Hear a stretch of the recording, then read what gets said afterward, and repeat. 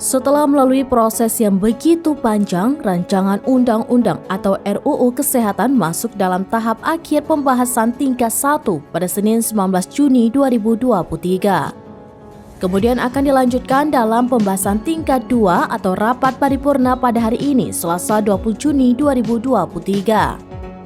Merespon hal itu, Ketua Umum Pengurus Besar Ikatan Dokter Indonesia atau PBID, Moh Adib Kumaydi menegaskan 5 organisasi profesi kesehatan atau OP akan memakai hak uji material melalui judicial review atau peninjauan kembali di Mahkamah Konstitusi atau MK jika RUU Kesehatan tetap disahkan. Ia menegaskan banyak substansi dari pasal-pasal dalam RUU Kesehatan yang berpotensi munculnya banyak pelanggaran hak asasi manusia dan hak konstitusional warga negara yang harusnya dijamin oleh konstitusi.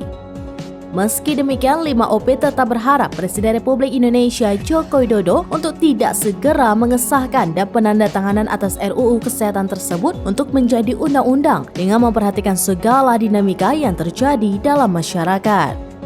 Adapun 5 OP terdiri dari Ikatan Dokter Indonesia atau IDI, Persatuan Dokter Gigi Indonesia atau PDGI, Persatuan Perawat Nasional Indonesia atau PPNI, Ikatan Bidan Indonesia atau IBI, dan Ikatan Apoteker Indonesia atau IAI.